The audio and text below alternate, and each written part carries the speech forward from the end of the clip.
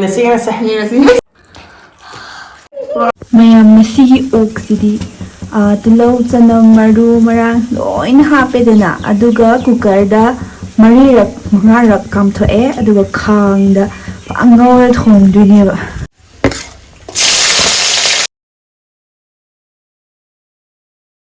ꯖꯤꯔꯥ powder black paper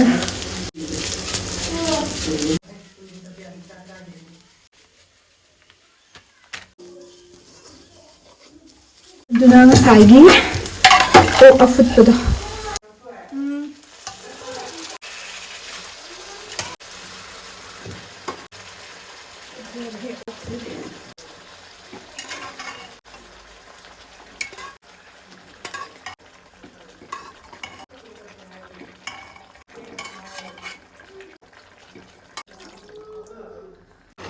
ꯑꯣꯛꯁꯦ ꯁꯤꯒꯤ ꯐꯤꯕꯝꯗ ꯂꯩꯔꯦꯀꯣ ꯁꯤ ꯃꯍꯤꯁꯦ ꯀꯪꯅ ꯉꯧꯗꯣꯏꯅꯦꯕ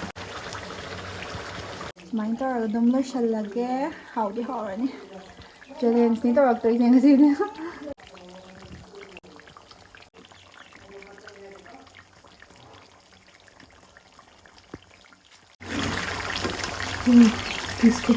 ꯃꯌꯥꯝ ꯌꯥꯝ ꯊꯥꯖꯅꯤꯡꯉꯥꯏ ꯑꯣꯏꯕ ꯑꯦꯄ꯭ꯂꯤꯀꯦꯁꯟ ꯑꯃ ꯄꯨꯗꯨꯅ ꯂꯥꯛꯆꯔꯦ ꯃꯗꯨꯗꯤ 1xpenny ꯃꯁꯤꯗꯩꯁꯤꯗ PSC ꯑꯃꯁꯨꯡ ꯁꯤꯔꯤꯌꯥꯑꯦꯅ ꯁ꯭ꯄꯣꯟꯁꯔꯁꯨ ꯇꯧꯔꯤ ꯑꯗꯨꯒ ꯑꯇꯣꯞꯄ ꯑꯦꯄ꯭ꯂꯤꯀꯦꯁꯟꯗꯒꯤꯁꯨ ꯁꯤꯅ ꯍꯦꯟꯅ ꯋꯤꯅꯤꯡ ꯆꯥꯟꯁ ꯑꯣꯏꯌꯦ ꯑꯗꯨꯅ ꯃꯥꯔꯆꯀꯤ ꯇꯥꯡ 12ꯗꯒꯤ IPL ꯁꯥꯟꯅꯕꯁꯨ ꯍꯧꯗꯣꯔꯦ ꯃꯌꯥꯝꯅ ꯑꯄꯥꯝꯕ ꯇꯤꯝ ꯈꯟꯕꯤꯔꯒ ꯄꯩꯁꯥ ꯐꯪꯕꯁꯨ ꯌꯥꯔꯤ ꯑꯗꯨꯒ ꯌꯥꯝꯅ ꯅꯨꯡꯉꯥꯏꯕ ꯄ꯭ꯔꯥꯏꯁ ꯃꯌꯥꯝꯁꯨ ꯂꯩ ꯍꯥꯏꯕꯗꯤ BMW ꯀꯥꯔꯁ iPhone ꯂꯦꯞꯇꯣꯞꯁ ꯑꯁꯤꯅꯆꯤꯡꯕ ꯄꯩꯁꯥ ꯃꯌꯥꯝ ꯑꯃꯁꯨ ꯌꯥꯎꯔꯤ ꯁꯤꯗ ꯀ꯭ꯔꯥꯁ ꯒꯦꯝꯅꯁꯨ ꯌꯥꯎꯔꯝꯒꯅꯤ ꯃꯁꯤꯗꯩꯁꯤꯗ ꯑꯩꯈꯣꯏꯅ ꯄ꯭ꯂꯦꯟꯗꯨꯅ ꯋꯥꯡꯅ ꯄꯥꯏꯈꯠꯂꯤꯈꯩ ꯑꯩꯈꯣꯏꯗ ꯄꯩꯁꯥ ꯍꯦꯟꯅꯁꯨ ꯐꯪꯗꯣꯏꯅꯦ ꯁꯤ ꯅꯠꯇꯕ ꯑꯇꯣꯞꯄ ꯃꯁꯥꯟꯅ ꯃꯌꯥꯝ ꯑꯃ ꯌꯥꯎꯔꯤ ꯃꯌꯥꯝꯅ ꯑꯄꯥꯝꯕ ꯑꯗꯨꯝ ꯈꯟꯕꯤꯔ ꯁꯥꯟꯅꯔꯣ ꯑꯗꯨꯕꯨ 1ES ꯍꯥꯏꯕ ꯄ꯭ꯔꯣꯃꯣ ꯀꯣꯗꯁꯦ ꯁꯤꯖꯤꯟꯅꯕ ꯃꯇꯝꯗ ꯔꯦꯖꯤꯁꯇꯔ ꯇꯧꯕ ꯃꯇꯝꯗ ꯐ꯭ꯔꯤ ꯁ꯭ꯄꯤꯟꯁꯨ ꯐꯪꯗꯣꯏ ꯑꯗꯨꯒ ꯁꯤꯒꯤ ꯑꯦꯞꯁꯤꯒꯤ ꯄꯩꯁꯥ ꯂꯧꯊꯣꯛ ꯂꯧꯁꯤꯟꯒꯤꯗꯤ Google Pay PhonePe or any other ꯕꯦꯡꯛꯇꯒꯤ ꯇꯧꯕ ꯌꯥꯔꯅꯤ ꯑꯗꯨꯅ ꯕꯣꯅꯁ ꯃꯌꯥꯝꯁꯨ ꯐꯪꯗꯣꯏꯅꯦ ꯑꯗꯨꯅ ꯃꯌꯥꯝ ꯍꯥꯏꯔꯤꯕ ꯂꯤꯡꯛꯇꯣ ꯑꯩ ꯀꯃꯦꯟꯇ ꯄꯤꯟ ꯇꯧꯗꯨꯅ ꯊꯝꯖꯔꯝꯃꯒꯦ ꯅꯠꯇ꯭ꯔꯒꯅ ꯒꯨꯒꯜꯗ 1xpet ꯍꯥꯏꯅ ꯊꯤꯕꯤꯔꯣ ꯔꯦꯖꯤꯁꯇꯔ ꯇꯧꯕ ꯃꯇꯝꯗ ꯑꯩꯒꯤ 1ES ꯁꯤꯖꯤꯟꯅꯕꯤꯔꯣ ꯑꯗꯨꯒ ꯕꯣꯅꯁ ꯃꯌꯥꯝ ꯑꯃ ꯐꯪꯕꯤꯔꯣ ꯃꯌꯥꯝ ꯑꯩ ꯚꯤꯗꯤꯑꯣ ꯌꯦꯡꯕꯤꯕ ꯈꯨꯗꯤꯡꯃꯛ ꯊꯥꯒꯠꯆꯔꯤ ꯑꯗꯣ ꯃꯌꯥꯝ ꯉꯁꯤꯗꯤ ꯃꯌꯥꯝꯅ ꯆꯦꯂꯦꯟꯖ ꯇꯧꯔꯛꯑꯣ ꯍꯥꯏꯕꯁꯦ ꯑꯩꯈꯣꯏ ꯆꯦ ꯊꯝꯕ ꯑꯩꯈꯣꯏ ꯆꯦꯅꯦ ꯃꯥ ꯆꯦꯂꯦꯟꯖ ꯇꯧꯔꯛꯑꯒꯦ ꯂꯨꯄꯥ 500 ꯊꯥꯅꯔꯝꯕꯅꯦꯕ ꯑꯗꯣ ꯀꯅꯥꯅ ꯉꯝꯒꯤ ꯌꯦꯡꯉꯁꯦ ꯅꯠꯇ꯭ꯔꯥ ꯆꯦꯊꯃꯅꯗꯤ ꯉꯝꯗꯦ ꯃꯥꯜꯂꯦ ꯌꯦꯡꯉꯁꯤ ꯆꯥꯕ ꯍꯧꯔꯁꯦ ꯔꯦꯗꯤ ꯃꯌꯥꯝ ꯆꯥꯕ ꯉꯁꯤ ꯀꯅꯥꯅ ꯉꯝꯒꯦꯗ ꯑꯗꯣ ꯁꯤꯒꯤ ꯆꯦꯂꯦꯟꯖꯁꯦ ꯃꯌꯥꯝ ꯁꯤ ꯂꯣꯏꯅ ꯆꯥꯕꯤꯁꯤꯅꯦꯕ ꯂꯣꯏꯅ ꯆꯥꯕꯤ ꯍꯥꯟꯕꯤ ꯇꯥꯟꯅꯕꯤꯅꯦꯕꯀꯣ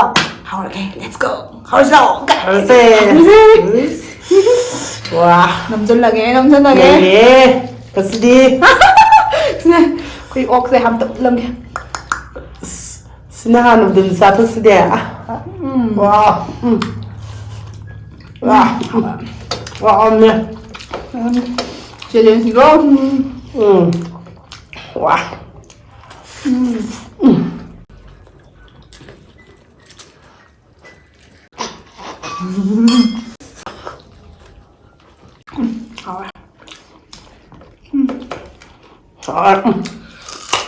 Wow.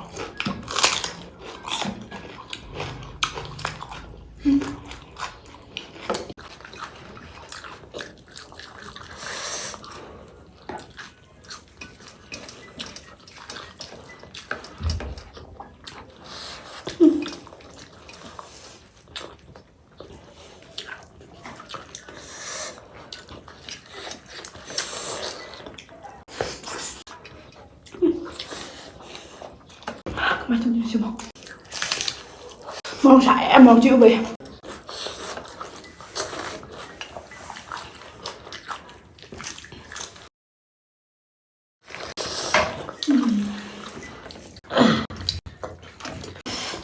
Nonton luka.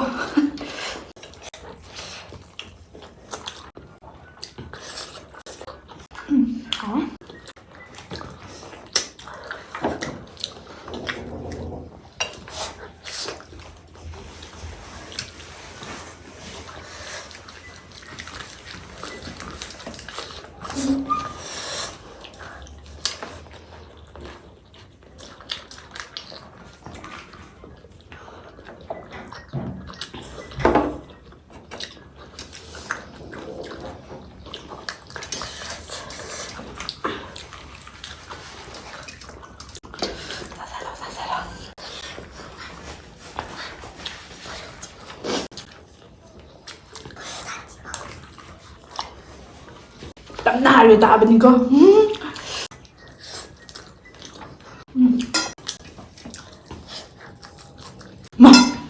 ꯂꯣꯏꯅ ꯑꯃꯨꯛ ꯒꯤꯔꯦ ꯀꯃꯥꯏꯅ ꯇꯧꯗꯣꯏꯅꯣ ꯁꯤꯕꯣ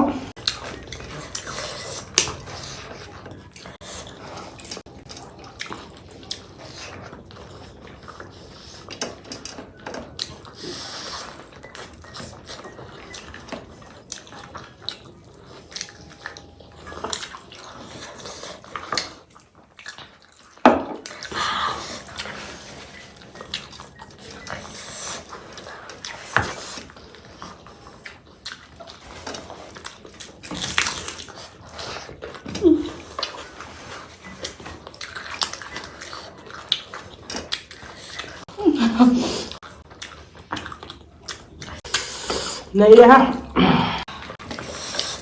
một con ngon rồi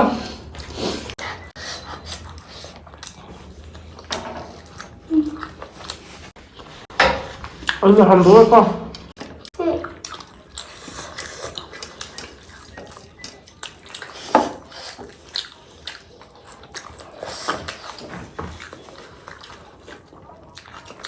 ngon ngon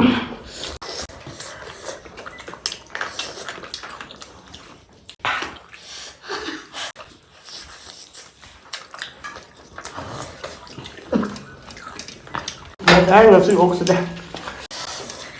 wow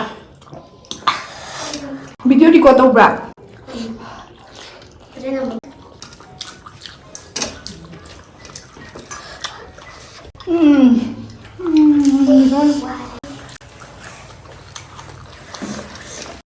đây hẳn đấy con wow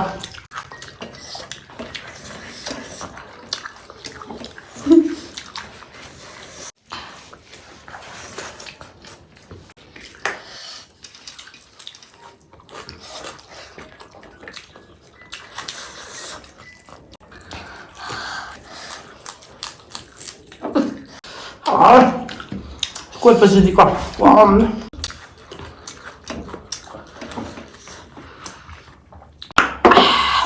wow ăn cảm năm hào hả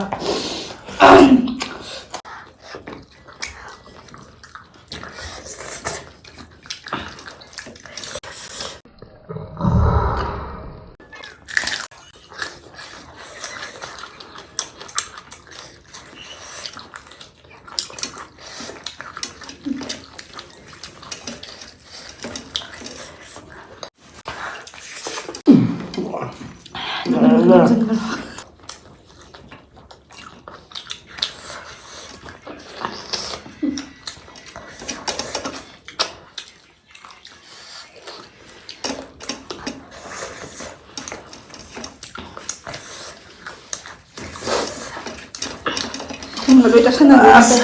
wow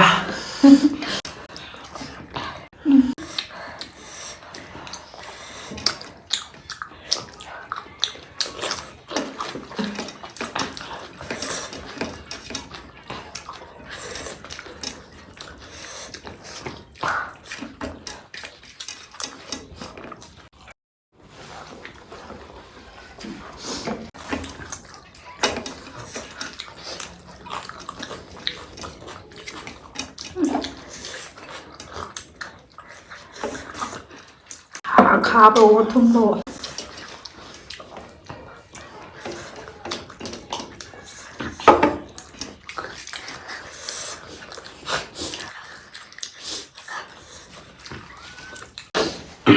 ꯑꯩꯁꯨ ꯐꯅ ꯀꯟꯅꯗꯤ ꯍꯣꯠꯅꯕꯅꯤ ꯌꯥꯗꯦ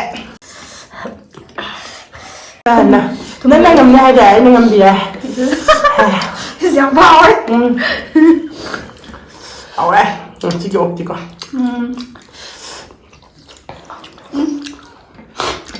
làm hé thùng bạc ꯑꯗꯨꯒ ꯃꯌꯥꯝ ꯁꯤꯒꯤ ꯈꯨꯊꯣꯡꯁꯦ ꯁꯤ ꯈꯨꯊꯣꯡꯁꯦ ꯑꯩꯈꯣꯏ ꯆꯦ ꯊꯝꯕꯧꯅꯅꯦ ꯁꯨꯃꯥꯏꯅ ꯊꯣꯡꯉꯣ ꯍꯥꯏꯅꯦꯕꯀꯣ ꯑꯗꯨꯗꯨꯒꯤꯅꯦ ꯌꯥꯝ ꯍꯥꯎꯋꯤꯁꯦ ꯅꯍꯥꯟꯈꯩꯗꯤ ꯃꯑꯣꯡꯒꯤꯗꯤ ꯃꯑꯣꯡ ꯑꯃꯗꯅꯦꯕ ꯑꯃꯨꯛ ꯊꯣꯡꯉꯤꯁꯦ ꯆꯦ ꯊꯝꯕꯧꯅ ꯋꯤꯟꯅꯔ ꯑꯣꯏꯈ꯭ꯔꯦ ꯋꯤꯟꯅꯔ ꯑꯣꯏꯈ꯭ꯔꯦ ꯃꯌꯥꯝ ꯑꯩ anh sidi semua pengen wow something else ꯑꯩ ꯌꯦꯡꯉꯣꯅꯦ ꯊꯨꯅꯒ ꯊꯥꯒꯠꯄꯅꯦ ꯍꯥꯏꯕ ꯅꯪꯅ ꯉꯝꯅꯤ ꯍꯥꯏꯗꯥꯏ ꯀꯣꯜ ꯗ꯭ꯔꯤꯡ ꯊꯛꯆꯟꯈ꯭ꯔꯦ ꯂꯣꯏ ꯂꯣꯏꯈꯔꯦꯀꯣ ꯆꯥꯛ ꯈꯥꯏꯈꯤꯕꯅꯦ ꯃꯌꯥꯝꯁꯤꯗ ꯂꯩ ꯃꯌꯥꯝꯁꯦ ꯉꯁꯥꯏ ꯂꯣꯏ ꯁꯤꯠꯅ ꯆꯥꯊꯣꯛꯄꯗꯣꯅ ꯑꯗꯨꯝ ꯉꯝꯈꯔꯦꯕ ꯍꯣꯏ ꯉꯁꯤ ꯃꯊꯪꯒꯤ ꯆꯦꯂꯦꯟꯖ ꯄꯥꯝꯕꯤꯕꯈꯩ ꯀꯃꯦꯟ ꯇꯧꯕꯤꯔꯝꯃꯣ ꯑꯗꯨꯒ ꯃꯌꯥꯝ ꯑꯃꯨꯛꯀꯁꯨ ꯆꯦꯂꯦꯟꯖ ꯇꯧꯔꯛꯈꯤꯅꯤ ꯑꯩꯅ ꯉꯝꯗ꯭ꯔꯤꯗꯗꯤ ꯑꯣꯛꯅꯗꯕ ꯑꯃ ꯌꯦꯡꯉꯁꯤ ꯌꯦꯡꯉꯁꯤ ꯑꯗꯨꯗꯤ ꯃꯌꯥꯝ ꯚꯤꯗꯤꯑꯣ ꯂꯣꯏꯁꯜꯂꯒꯦ ꯆꯦꯊꯕꯣ ꯑꯩ ꯆꯦꯅꯦꯜꯗ ꯀꯩꯀꯩ ꯍꯥꯏꯅꯤꯡꯉꯦ ꯍꯥꯏꯔꯝꯃꯣ ꯁꯕꯁꯀ꯭ꯔꯥꯏꯕ ꯇꯧꯕꯤꯌꯨ ꯃꯌꯥꯝ ꯁꯕꯁꯀ꯭ꯔꯥꯏꯕ ꯇꯧꯕꯤꯌꯨ ꯅꯨꯡꯁꯤꯕꯤꯗꯨꯅ ꯑꯗꯨꯗꯤ ꯃꯌꯥꯝ ꯚꯤꯗꯤꯑꯣ ꯂꯣꯏꯁꯜꯂꯒꯦ ꯍꯥꯏ ꯕꯥꯏ